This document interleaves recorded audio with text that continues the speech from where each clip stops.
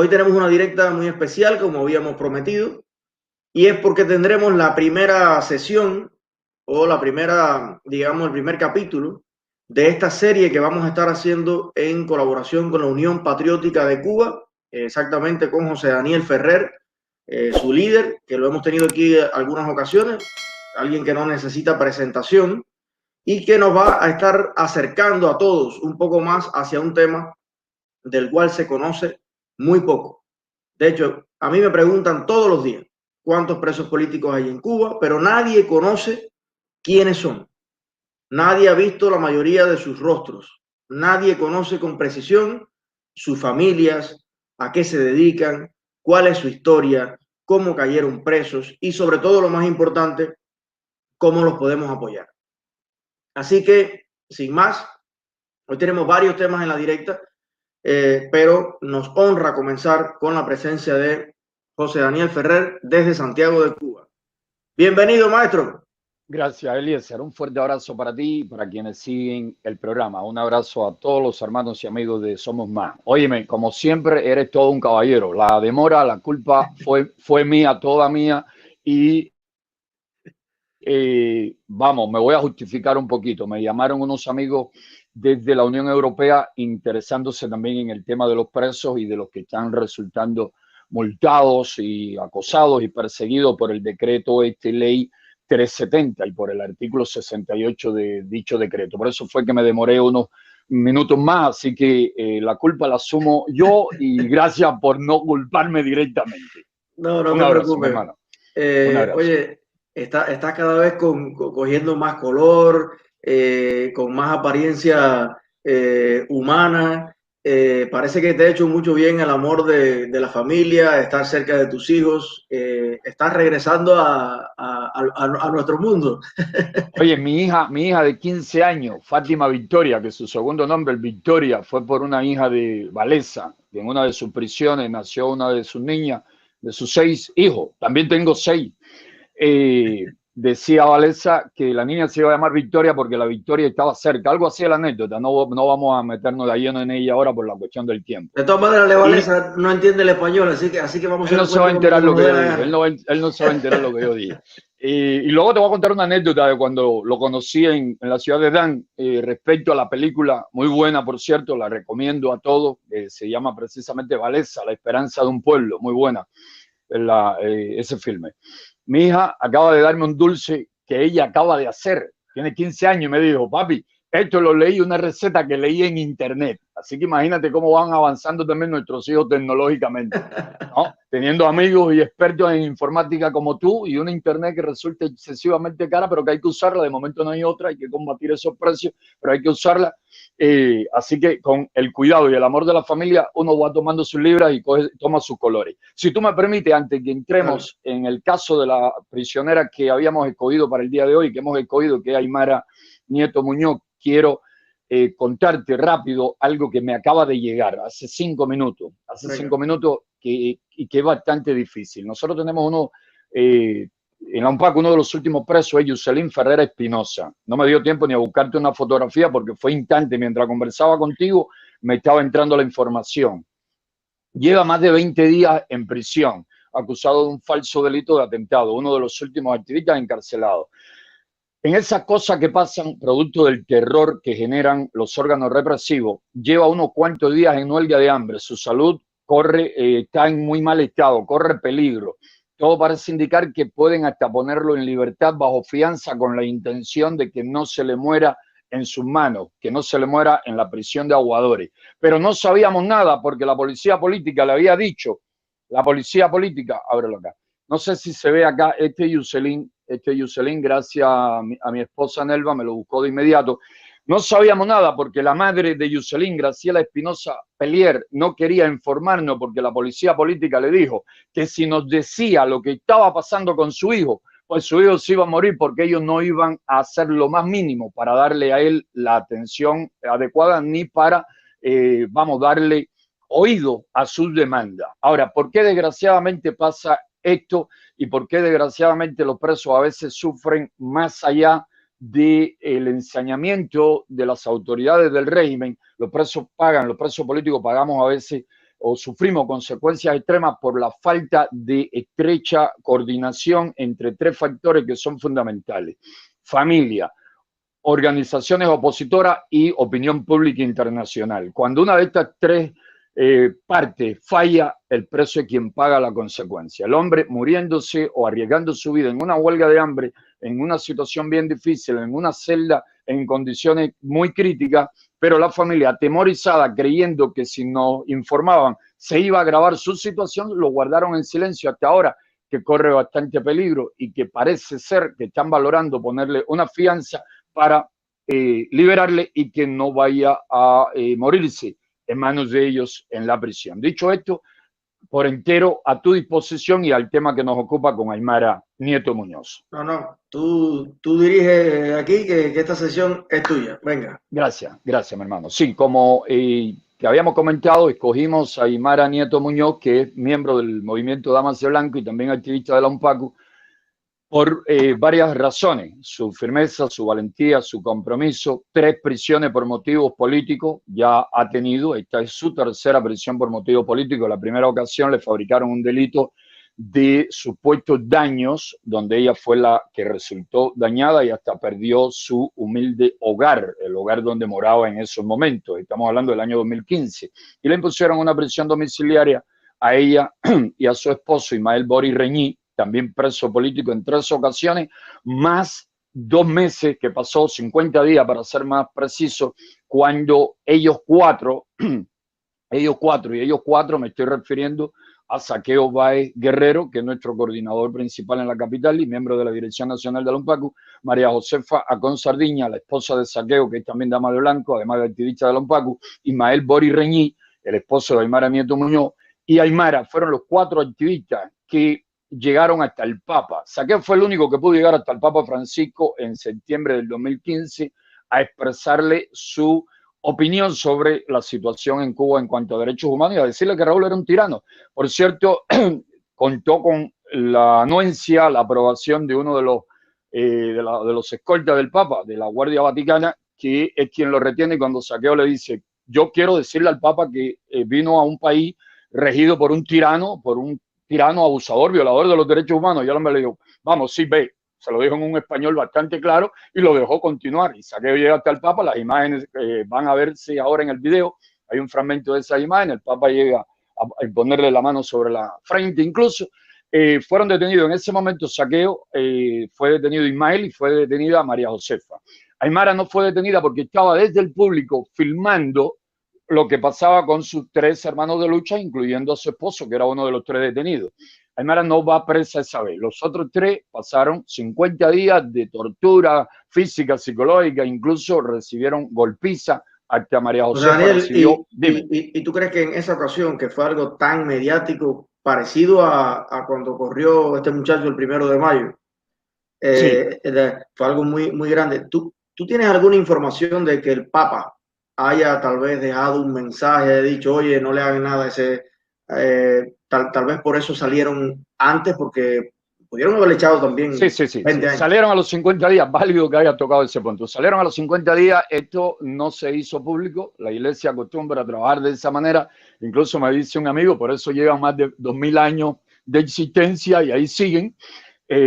Un sacerdote amigo, incluso una autoridad superior, no voy a decir el rango porque hay tan poco de ese rango que si digo se puede adivinar demasiado rápido, y me pidió discreción, ¿no?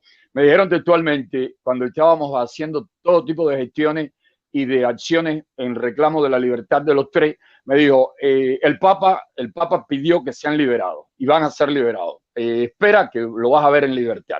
Y a los 50 días lo pusieron en libertad. Le presionaron de 1000 maneras. Le dijeron que le iban a echar 20 años de prisión.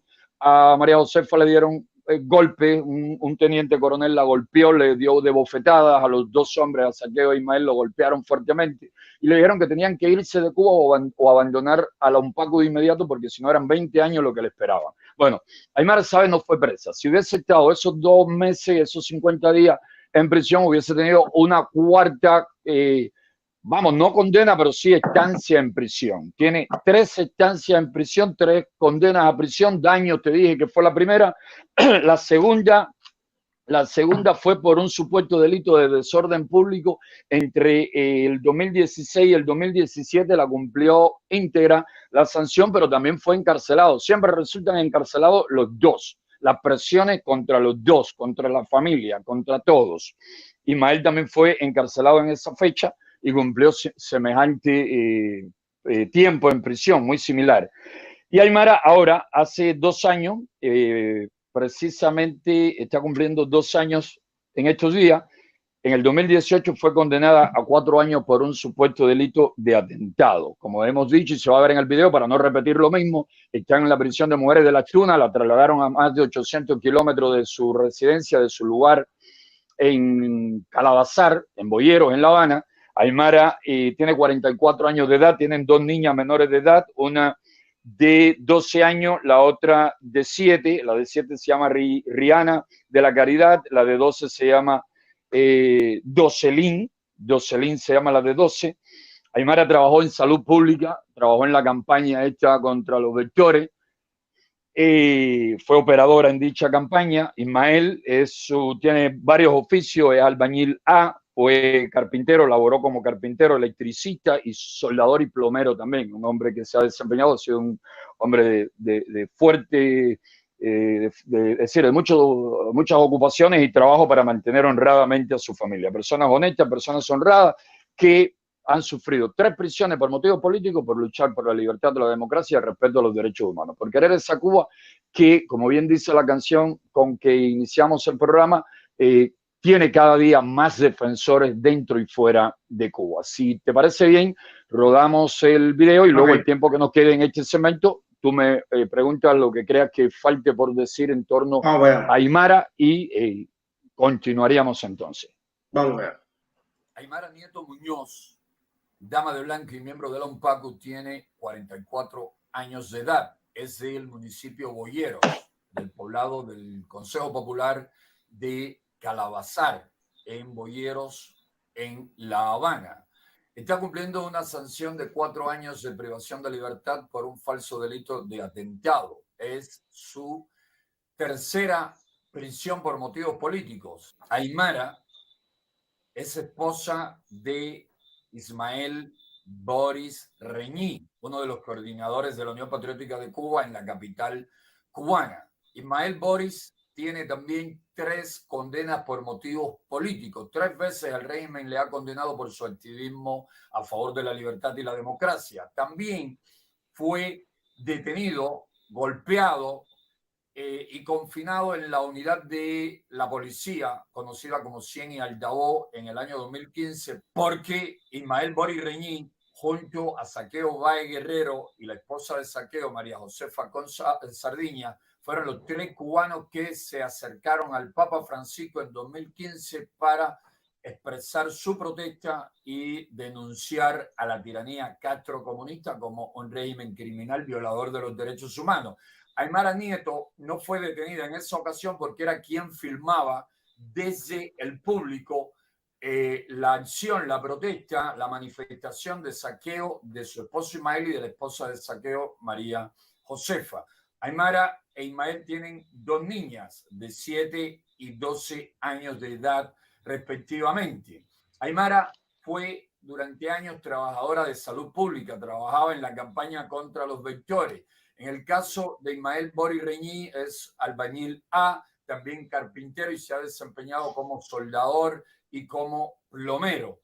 Son 2 cubanos honestos, es una familia cubana de personas valientes que vienen sacrificándose, vienen esforzándose como pocos por la libertad, por la democracia y por el respeto a los derechos humanos. Actualmente Aymara se encuentra en la prisión de mujeres de Las Tunas y allí es víctima de todo tipo de abusos, de todo tipo de violaciones a sus derechos elementales. En los días pasados, el régimen, la policía política, le ha robado en 2 ocasiones los alimentos y productos de aseo destinados a Aymara Nieto Muñoz. Tanto Aymara como Ismael han sido víctimas de acciones violentas por parte de la policía política, la Policía Nacional y otros cuerpos represivos de la tiranía. Han sido golpeados y torturados en muchas ocasiones.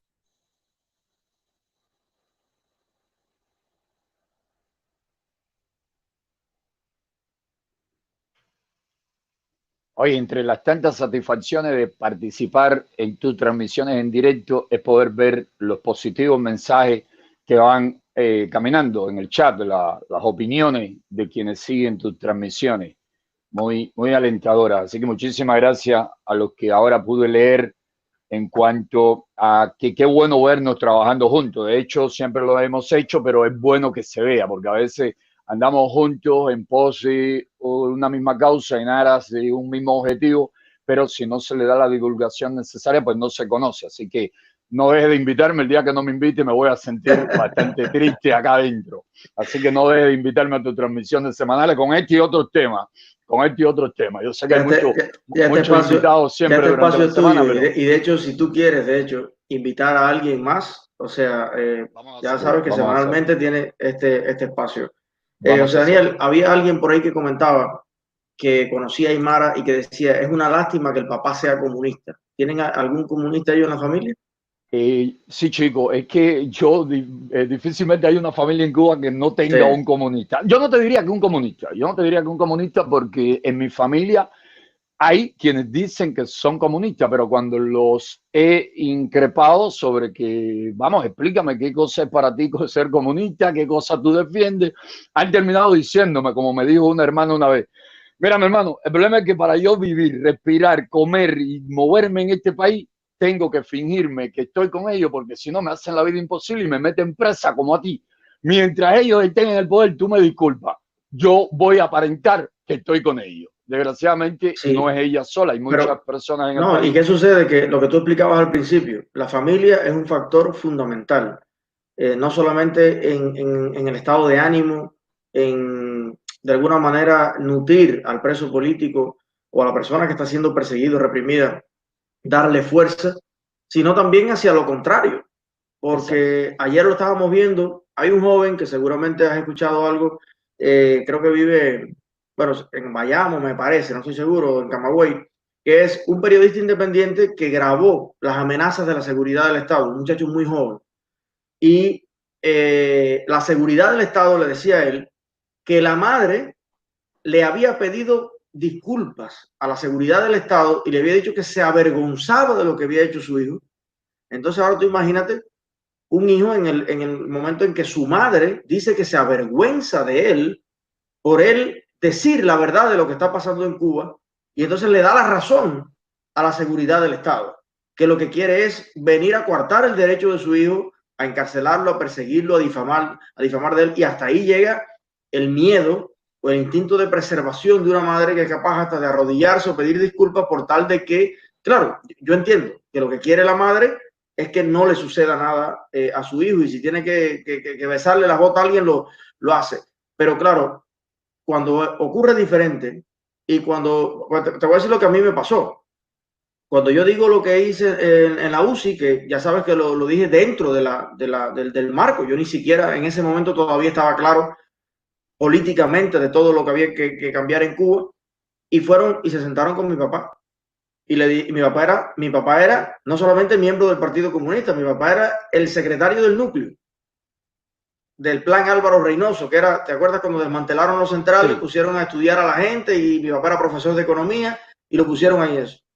Y mi papá en ese mismo momento entregó el carnet. O sea, y cuando yo miré para atrás, le dije, mira, papi, yo no quiero que esto te afecte a ti. Si tú tienes ideas diferentes a las mías, las voy a respetar, y yo tengo las mías. Y me dijo, no. Por usted, a mí hay que matarme. Porque yo podré tener cualquier idea, que además estoy muy decepcionado de todo esto, pero lo que sí tengo claro es que a mi hijo no me lo toca nadie. Entonces, pero no todo el mundo tiene ese apoyo y todo el mundo tiene esa fuerza, ¿no? Por eso me alegro que hubieras tocado el tema de la familia. Adelante. Mira el mismo caso de Yuselín, que te acabo de mencionar, que te pedí me permitiese comenzar con él. La madre ocultándonos durante más de una semana que el hijo estaba en un estado de salud bastante delicado, producto de una huelga de hambre, porque la policía política le dijo que de nosotros saberlo iba a ser peor, iban las consecuencias a ser mucho más duras, difíciles para él. Y aprovecho para contarte también, ya que mencionabas el caso de tu padre, que es digno de admiración que haya asumido esa postura. Yo nunca he sido muy valiente, pero el poco valor que he podido acumular para enfrentar situaciones difíciles en mi vida se lo agradezco grandemente a mi padre, que desde pequeño nos dijo siempre que cobarde no nos quería, que vamos, someternos dócilmente, eso no era digno, no, él no lo aceptaba, ¿no?, en sus hijos. Y mi padre fue un hombre muy valiente. Nos hemos esforzado siempre los hijos por lo menos imitar esa característica positiva que tenía. Él estuvo en la columna 9, Antonio Guitera, que dirigía el comandante Ubermato, y hace poco hablaba con un miembro de esa columna, Ángel Bueno, que radica en República Dominicana y estuvo en esa columna, y quise explicarle en detalle cómo era mi padre, a ver si se acordaba, y me dijo textualmente: sí, chico, ¿cómo no me voy a acordar del Chino Ferrer? Ese hombre era un valiente, ese hombre hasta en prisión, hablábamos de las anécdotas, de la valentía, del coraje que él tenía. Así todo, en buena medida mi postura contra el sistema la empecé de niño, luego la fui puliendo por mi cuenta, pero de niño la empecé por lo que oía en mi casa a mi padre y a mi madre comentar y decir. Pero cuando yo estaba en la prisión de Camagüey, en kilo 8, la 26, o se me perdió la llave, como le dicen también, mi padre se me apareció fuera de visita con un mayor de la policía política para convencerme de que aceptase la propuesta que me venía haciendo la policía política de que me fuese del país, que abandonase la lucha. Es decir, dos opciones: te quedas en Cuba y te liberamos, pero si abandonas el activismo prodemocrático, o si quieres seguir enfrentándote al régimen, pues te tienes que ir del país. Mi padre fue a convencerme. Lo miré y le dije textualmente: parece mentira que yo precisamente esté en prisión porque aprendí de ti que no se le teme al abusador, y que tú ahora me vengas a pedir que abandone la lucha, sometiéndome al dictado, al capricho, a las presiones, a las amenazas de los abusadores. Oye, le dio pena, agachó la cabeza y cuando la levantó me dijo: no, yo no te estoy pidiendo que te acobardes. Yo lo que te voy a hablar claro, y que me disculpe tu público, me disculpa tú, porque voy a citar textualmente lo que me dijo. Lo que pasa es que estos son unos hijos de puta y han acabado con Cuba, y aquí lo mejor es irse. Pero yo no te estoy pidiendo que te acobardes. Le digo: no, mira, si tu deseo es irte, muy bien, inténtalo, tienes mi aprobación, pero yo sí no me voy. Me miró y me dijo: no, si tú no te mueves de aquí, tampoco me muevo yo. Yo no voy a ningún lado sino con mis hijos. Porque Luis Enrique tenía 28 años de condena, yo tenía 25, y ellos le dijeron que la situación, la policía política, le dijo siempre que la situación de nosotros iba a ir de mal en peor, que toda solución de nuestro caso pasaba porque abandonásemos la lucha o nos fuésemos de Cuba. Porque de continuar enfrentándonos al régimen y sacando denuncias desde las prisiones, pues ellos iban a hacer que la situación nuestra fuese cada vez más compleja y difícil. Y un padre que siempre fue muy valiente y que ojalá yo tuviese la mitad del valor que él demostró en su vida enfrentando peligro, va y me pide algo indecoroso, indigno, de que abandone y me vaya porque quería evitarme dolor. No, pero es que hay algo natural en eso, José Daniel, y es que no es lo mismo cuando tú arriesgas tu propia vida que cuando es la vida de un hijo tuyo. Hay algo muy diferente en eso. Yo lo he dicho muchas veces que antes de yo ser papá, yo lo mismo me subía a una mata de aguacate, al pimpollo, a coger un aguacate, que a una mata de coco. Una vez me caí y bueno, me partí un brazo, me encajé un clavo, y yo era una persona bastante, tú sabes, no calculaba ciertas cosas. Me gustan las motos y a veces lo mismo corría en la moto. Los inventos que hacemos en Cuba, que una pieza de Carpati, una de esto, uno de lo otro, y aquello, son locuras que uno hace. Exacto. Y después que nació mi hija, yo le tengo miedo hasta las hormigas. O sea, yo voy mirando para adelante y por los costados. Y ese bicho, esa cosa que está ahí, que puede ser, que sale, uno es distinto. Y no hay enemigo más grande que pueda enfrentar un padre que le pase algo a su hijo. Es preferible enfrentar una bala o lo que sea, pero que no le pase. Entonces entiendo a veces eso, y a mí me ha pasado con mi mamá. Mi mamá, imagínate tú, ya vamos ahorita casi para 3 años que no puedo abrazar a mi madre. Y entonces cada vez que hablo con mi mamá o con mi abuela, siento ese quiebre, ¿no?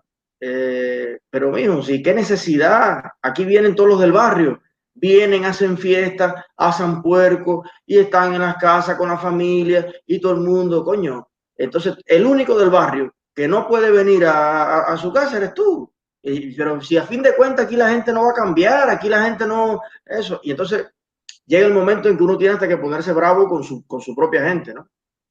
Desde el cariño, por supuesto, pero reclamar un respeto también hacia lo que uno ha determinado hacer en la vida, porque somos seres familiares, pero también tenemos decisiones individuales. Y yo siempre digo que no voy a ver, yo no voy a obligar a nadie a tomar las decisiones que yo he tomado, porque yo soy el responsable solo de mi vida, pero yo no le voy a permitir a nadie tampoco que me obligue a tomar la decisión de callar, de bajar la cabeza, de asumir lo que ellos asumen. Ayer hablé con mi mamá, que es una persona un corazón tan noble que no te puedes imaginar. Yo lo digo muchas veces aquí con gran orgullo, mi mamá es de las que hace café y no toma. Ella le hace el café y cuando va a eso lo que cae es una gota, porque ya le repartió al de la bodega, es esa gente de barrio, ¿no? Claro que sí. Y ayer me decía, le digo, mami, dime qué tienes de comer. Porque hace 2 o 3 días le mandé un dinerito. Y me decía, mijo, estamos bien. Digo, ¿qué tiene?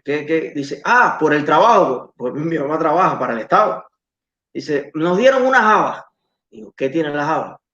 Tiene azúcar saborizada, refresco de latica, creo que era 10 o 15 pesos, unos refresquitos, sirope, y no sé qué otra bobería, y 2 paquetes de galletas, una tontería esa. ¿Cuánto vale la java? 350 pesos cubanos.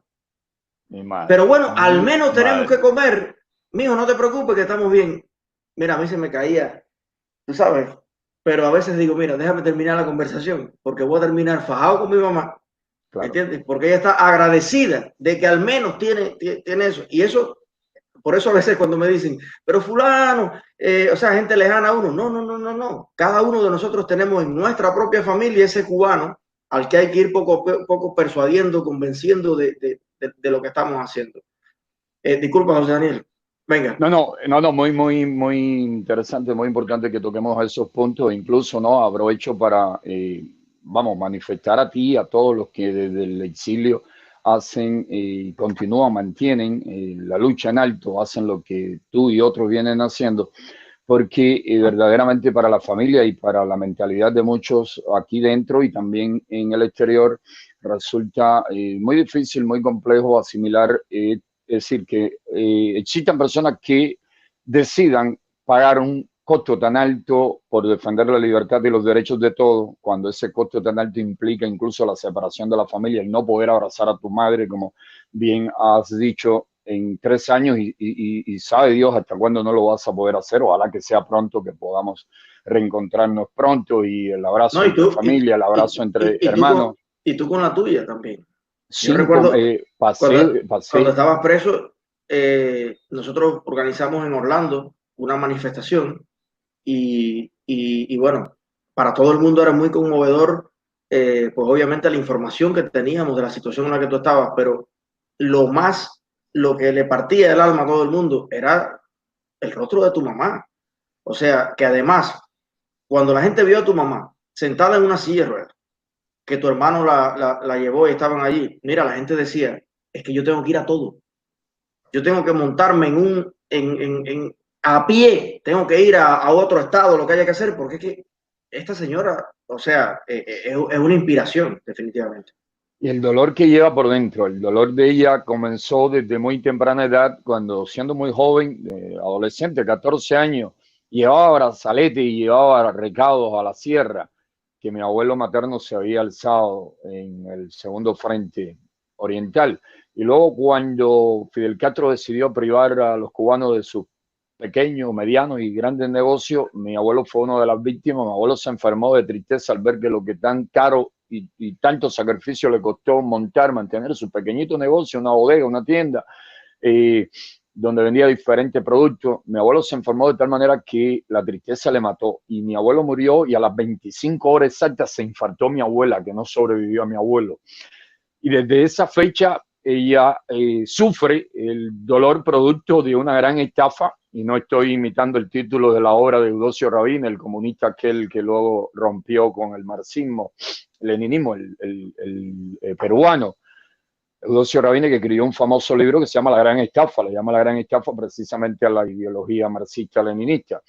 La gran estafa, no me estoy refiriendo, repito, a la de Eudoxio, me estoy refiriendo a la que Fidel Castro nos hizo, o le hizo principalmente a nuestros padres y a nuestros abuelos, a quienes le prometió devolver a Cuba la democracia, la Constitución del 40, restablecer los derechos que el régimen de Batista había suprimido, y que al final fue todo lo contrario, fue cambiar un régimen autoritario para implantar una tiranía de corte comunista, de corte stalinista, O sea, como nadie se imaginó. Tus padres y tus abuelos arriesgaron su vida luchando contra algo que luego se repitió con sus hijos. Exactamente. Y que ellos lo sufrieron más que nadie, porque ellos en la casa, ya te digo, había que oír. Yo crecí oyendo el dolor, las expresiones de dolor, de frustración de mis padres, que por supuesto cuando yo las repetía afuera y me buscaba problemas con las autoridades y me querían llevar para una prisión de menores, mis padres me daban unos regaños en público que yo decía, pero ¿qué cosa es esto? Si esto es lo que ellos dicen en la casa. Y yo lo miraba como diciendo, pero ahora yo soy el que estoy metiendo la pata, el que estoy haciendo algo indebido, eso yo se lo oí a ustedes. Pero tenía que callarme porque lo primero que me decía, pues tú estás loco, eso no se puede decir fuera de la casa, te meten preso, muchachos, te van a matar. Así crecí yo enfrentándome al régimen desde temprana edad. Desde la escuela primaria ya tenía problemas de carácter ideológico, como nos decían, ¿no? Este tiene problema ideológico. ¿Cómo le llamaban aquel término? Subversión. Había un término que ahora no recuerdo bien. Sí, yo sé. Muy común, que me lo repitieron tantas veces que, vamos, ¿para qué acordarme de aquello? Y diversionismo ideológico, vale, exactamente, yo soy diversionismo ideológico. Y dice, el diversionismo ideológico se lo di a mi papá y a mi mamá, pero no puedo echarlo para adelante porque ya me dieron que cuidado con hablarle esto fuera de la casa. Hasta que después me puse a oír emisoras por onda corta, ya con 12, 13 años, 14 años, y ya fui nutriéndome de ideas ya mucho más profundas. Ya no era la frustración, la incomodidad del sentirse engañado, estafado, mi familia, mis padres. Ya era que estaba oyendo razones, argumentos, incluso del presidio político, el Gulag soviético, de Solzhenitsyn, el escritor que fue premio Nobel de Literatura y prisionero político, de Havel, Wałęsa, Solidaridad. Y ahí fue donde me dije, no, esta gente hay que enfrentarlo, hay que democratizar a Cuba, hay que enfrentarlo y hay que pagar la consecuencia de la lucha por la libertad, y eso es lo que hacen ustedes desde allá y hacemos nosotros desde acá. Y juntos vamos a conseguirlo, estoy seguro. ¿Tú te imaginas ahora mismo tu hija que tiene 15 años y bueno, mi hermana que está embarazada, mi hermana tiene 18 años y está embarazada, tiene 4 meses ya de embarazo. Y nadie se imagina la clase de inversión tan buena que estamos haciendo en la lucha. Simplemente tú saber que tu hijo va a salir de la puerta de la casa y que va a poder pensar y hablar sin hipocresía. Nadie lo va a golpear, nadie lo va a encarcelar, nadie lo va a perseguir, nadie va a difamar de él en televisión, nadie va a acabar con su moral, porque haga lo que Martí quería que hiciéramos todos los cubanos. Porque hay algo que a la gente se les olvida. Siempre los comunistas están diciendo que Martí fundó un partido para unificar la lucha. Lo que ninguno de ellos dice es cuál era la ideología de ese partido, y que era liberal. Martí era un liberal convencido. Oye, y sobre lo de un partido, es un sofisma, vamos, más, digamos, fácil de desbaratar que el de aquel sofista griego que pretendía con uno de sus sofismas demostrar que una flecha no estaba en movimiento, una flecha disparada por un arco. Él tenía su sofisma para demostrar que no estaba en movimiento.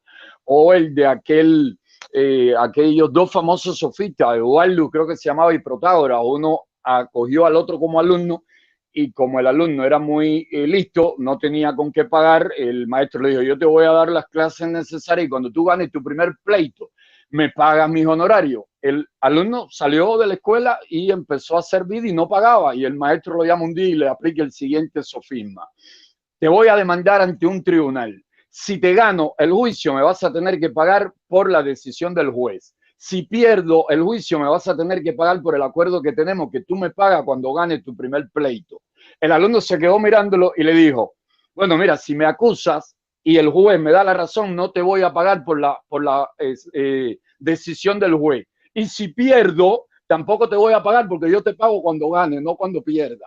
Es decir, tan fácil de desbaratar el sofisma de aquellos griegos es el sofisma ese de que Martí fundó un partido. Bueno, es que nadie funda, a menos que termine su militancia en un partido y se vaya a otro. Nadie funda a la vez dos partidos. Partido viene de parte. Y si usted funda una agrupación política que lleva por nombre partido para luchar por algo o para alcanzar la presidencia, alcanzar un puesto, escaños en el Congreso, en el Parlamento, en el Senado. Obvio que usted no va a fundar ni 2 ni 3, porque imagínese usted que su escasa energía, usted la va a dividir en 3 fuerzas diferentes. Sería tonto. Ahora, hay quien ha fundado un partido, luego ha tenido diferencia con lo que han logrado la mayoría dentro de ese partido y han renunciado a ese partido y han fundado otro, se han pasado a otra organización política. O lo que luego, yo comencé esta lucha siendo demócrata cristiano, yo muy identificado con la doctrina social católica, pero luego con el tiempo he evolucionado hacia un pensamiento liberal. Y hoy en lo económico y en lo político, José Daniel es liberal, pero dado que vivo en Cuba, sé que no podemos aplicar de a golpes así porque nos parezca o porque nos acomodemos a una ideología ya clásica en materia económica y política, tal o cual receta. El caso cubano es tan complejo que vamos a tener que aplicar primero lo que decida el pueblo en un momento dado, la política que el pueblo en las urnas decida a apoyar, cuando vea, lea, escuche sobre los diversos programas políticos que le presentemos en un momento dado a la nación ya en democracia. Y segundo, porque vamos a tener que escoger de aquí y de allá fórmula para ver cómo reconstruimos a Cuba del desastre en que los comunistas la han dejado, la han hundido. Y digo comunistas porque ellos se llaman comunistas, porque en el fondo ni ellos mismos pueden definirse políticamente. No, ellos cambian de ideología. Ellos cambian de ideología según sopla el viento, le conviene para mantenerse en el poder. Oye, pero qué bueno lo que decías del partido, ¿no? Porque al final, ahora la pregunta que yo me hago es, si Martí llega a vivir bajo la dictadura de Fidel Castro, Raúl Castro, Díaz-Canel, Martí no iba a fundar ningún partido.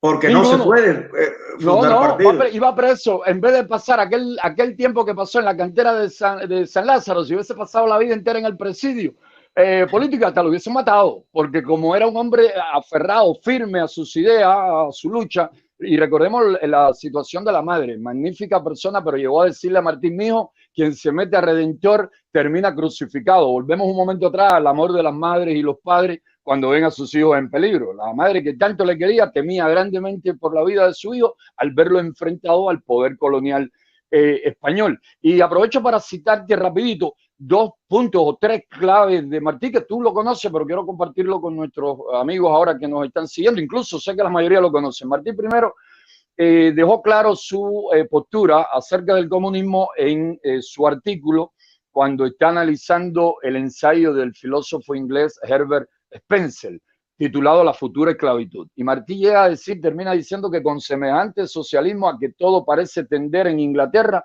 la miseria será palpable y grande. Y Martí va describiendo de una manera tan magistral, tan precisa, y citando a Herbert Spencer, con el que está de acuerdo en muchos puntos y discrepa en unos pocos, va haciéndolo de una manera tan precisa que cuando yo me leí en el tomo 15 de las obras completas de Martí, que el régimen ha ocultado todo lo que ha podido para que no se lea mucho ese aspecto de las obras de Martí, ese artículo, cuando me leí eso sentí pena porque me dije, ¿cómo es posible que Martí, sin haberlo vivido, lo pudo describir de una manera tan magistral, tan precisa, tan inteligente? Y yo que lo vengo viviendo hace un montón de tiempo, lo he venido descubriendo poco a poco. El apóstol lo hizo de un golpe, se leyó a Spencer y le dijo, magnífico, esto va a un régimen de servidumbre total, esto va a un punto donde el hombre, de ser siervo del capitalista, como se le llamaba en aquel momento, pasa a ser siervo del Estado, que va a tener control total sobre el ser humano. También está el otro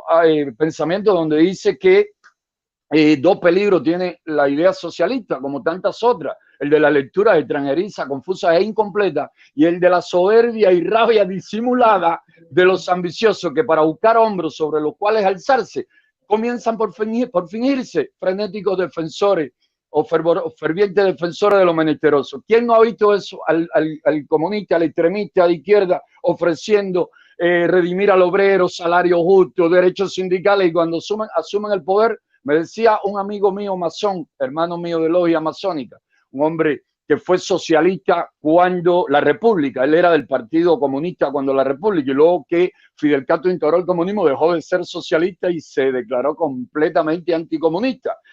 Y me decía, el chico es que cuando los comunistas están en oposición son los mejores defensores de la clase obrera, cuando llegan al poder son los explotadores más grandes que pueda el hombre imaginarse. oprimen y explotan más que el peor de los capitalistas, y es una realidad que conocemos.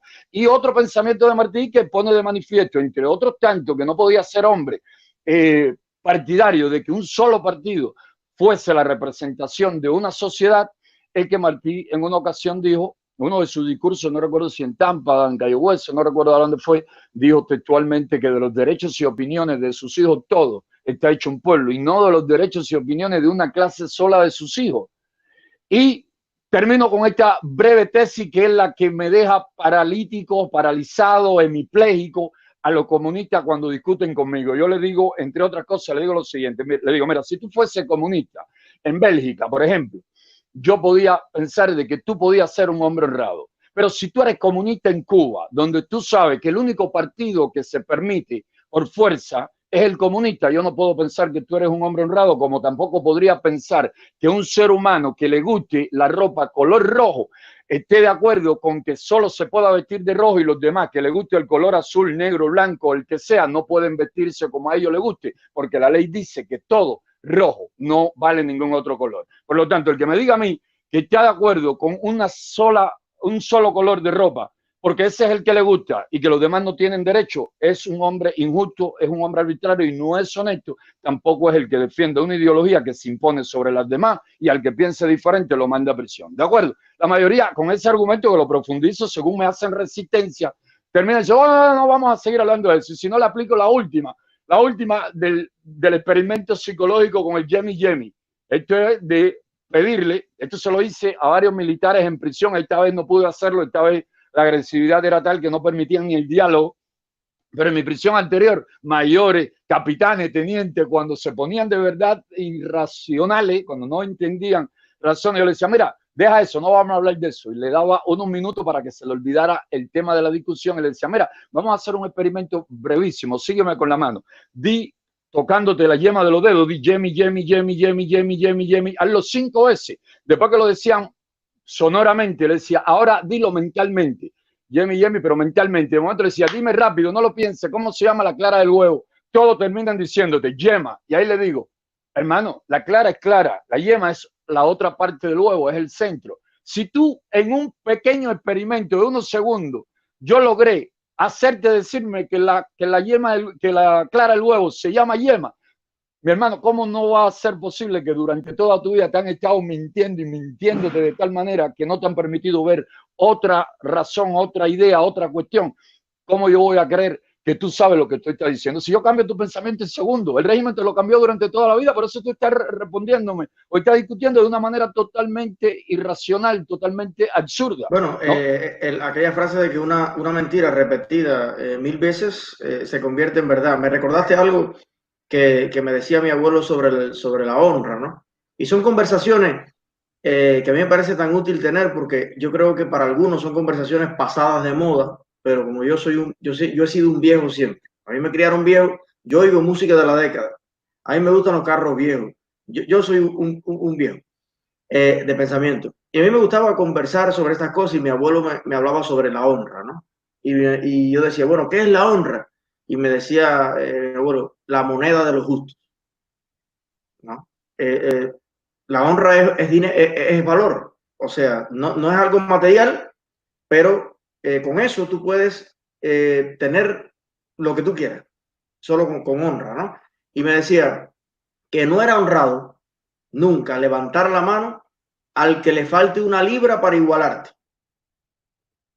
O sea, jamás en la vida un hombre de verdad golpea a alguien en una pelea que le falte una libra para igualarte. Exactamente. Y cuando yo veo la seguridad del Estado, que son esos tipos que nada más que se dedican a eso, a prepararse para reprimir, para golpear, ahí haciendo ejercicio, y el país completo que está pasando hambre y en cola le paga su salario, le paga su gasolina, le paga su moto, para que lo único que produzcan, la única producción de un agente de la seguridad del Estado es el miedo, nada más que producen terror.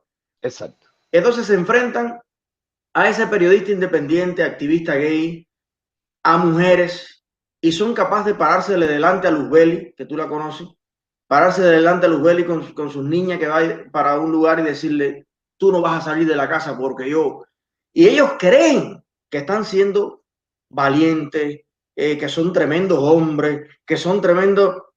Y cuando yo le aplico las enseñanzas de mi abuelo a eso, realmente es para sentir tanta vergüenza de ese actuar, ¿no? Y por eso yo creo que los padres y las madres cubanas y los abuelos cubanos, que tenemos muchos, ya dentro de poco vamos a hacer una sociedad de abuelos, no dejen morir esas enseñanzas. Hay que transmitirle a las nuevas generaciones qué es la honra, qué es la virtud, qué es el honor, qué es la justeza, porque si la sociedad cubana hubiese defendido esos valores con los cuales construimos lo poco que existe en Cuba, lo que van a ver los turistas, lo que se admira de Cuba en el mundo, se construyó en esa república imperfecta.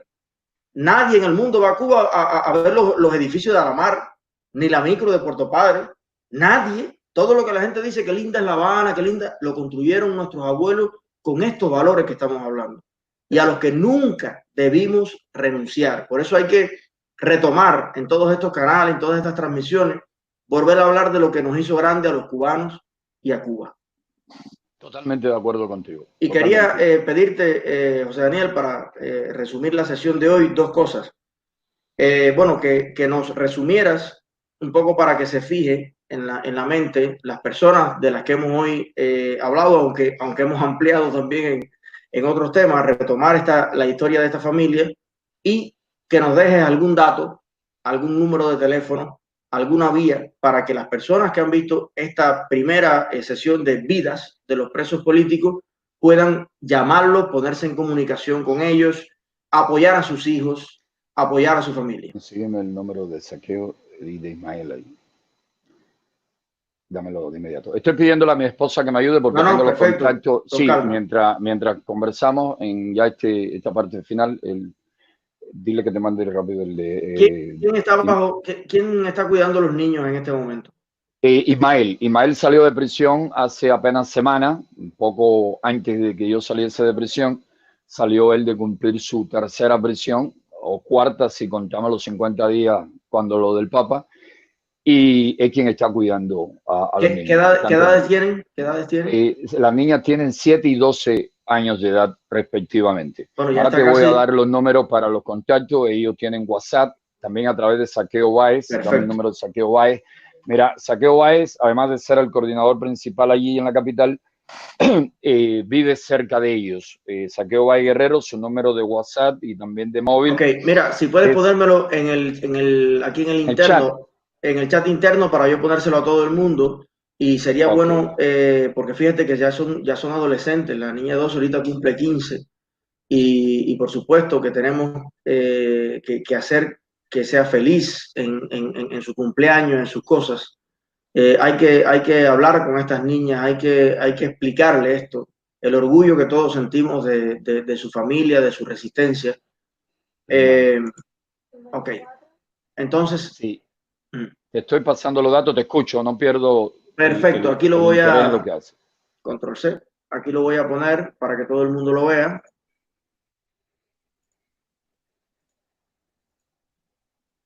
Dime el número. Entonces, a través de Saqueo podemos, o sea, si una persona en cualquier parte del mundo desea hacer contacto con esta familia, hablar con ellos, Saqueo puede propiciar esto. Sí, ahí te pasé también ahora el de Ismael Boris Reñí, su segundo apellido, y tiene WhatsApp también, usan WhatsApp también y su... Ismael es directamente el padre de la familia. Exacto, sí, y el esposo de Aymara y padre de la familia. Muy bien, vamos para allá.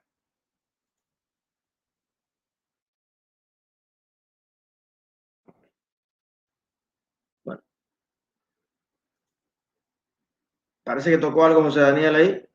Ahora seguro entra de nuevo. Aquí está Ismael Boris, preso político que acaba de salir hace muy poco y que está a cargo de las niñas en la familia. ¿Ok? Acá estamos. Este es el número de Ismael Boris. Así que por favor, amigos, amigas en el mundo entero que deseen tener un gesto, una solidaridad con esta familia, una palabra de apoyo, una recarga telefónica, una ayuda alimenticia, una ropita, un par de zapatos para los niños. Aquí está, una libreta, un lápiz, un libro para que los niños puedan pues salir adelante, una palabra, un consejo. Este es el número del padre de las niñas. Ahora voy a poner el número de Saqueu, el activista miembro de UNPACU y la persona más cercana que tienen allí la familia. Aquí está Saqueu Báez. Okay. Este es el número de un celular. Así que anoten, por favor, anoten.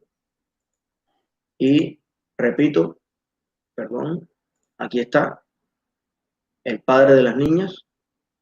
Ok, espero que ya a todos les haya dado tiempo a anotar. Si no, le ponen pausa al video después que lo publiquen. José Daniel, me queda nada en nombre de todos, las 3.263 personas que te están viendo en vivo. Y bueno, al final de las 24 horas, el promedio son casi 40.000 personas que están viendo estas transmisiones. Meter 40.000 gente en un estadio no lo hace, yo creo, ni Mar Anthony.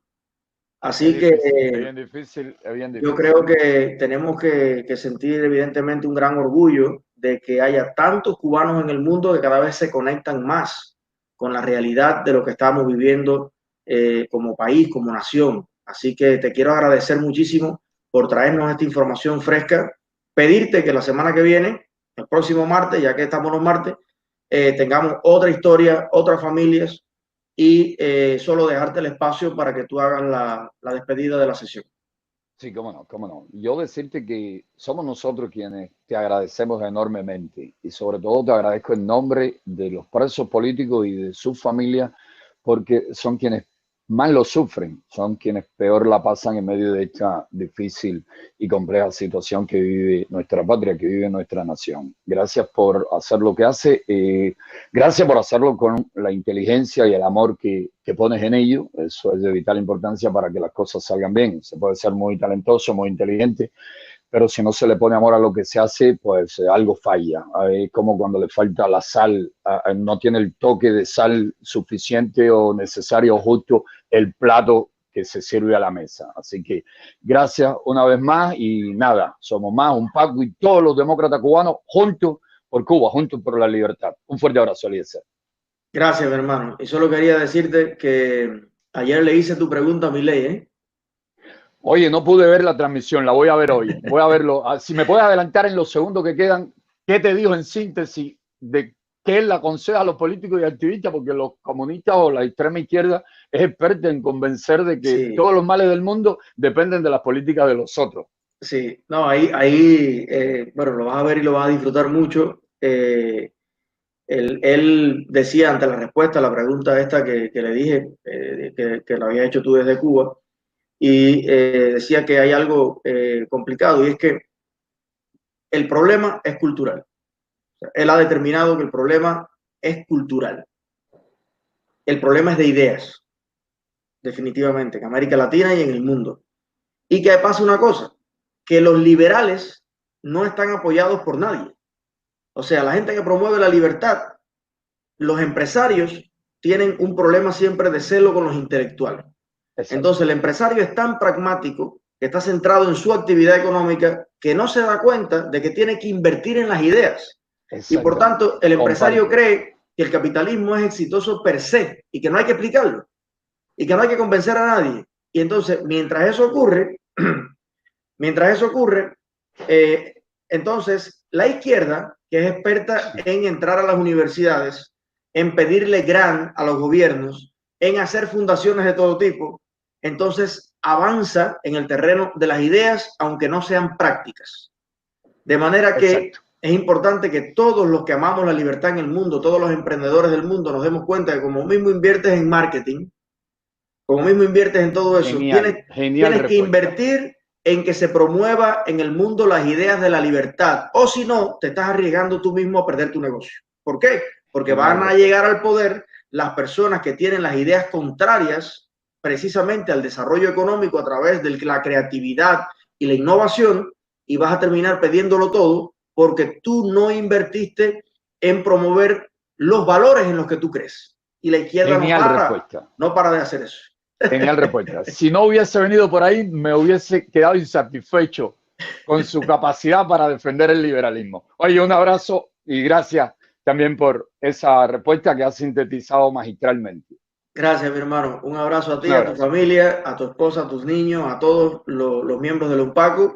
y nos vemos el próximo martes. Le vamos a robar unos segundos a la próxima transmisión compartiendo lo que dice Mateo Alemán en su novela picaresca Guzmán de Alfarache, por qué pasan esas cosas de entre lo que pasa con la izquierda y los liberales. Él tiene una definición que me acordé ahora en una historia que él cuenta precisamente. Que no es nada más un cierto recelo entre el sector empresarial y los intelectuales, es al revés también. Hay un señor, que yo soy muy malo para el nombre, pero a lo mejor es hasta el mismo está mencionando, pero hay un economista liberal que da conferencias y es muy gracioso, y él decía que un intelectual nunca acepta del todo que alguien que hace algo tan vulgar como criar pollos pueda tener más dinero y más recursos que él, que ha escrito 14 libros. Exacto. Entonces, así mismo.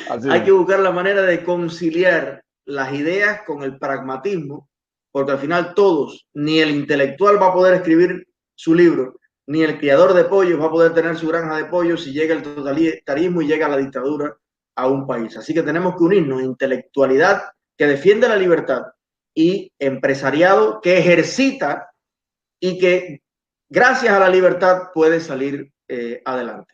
Gracias, mi hermano. A ti, un fuerte abrazo.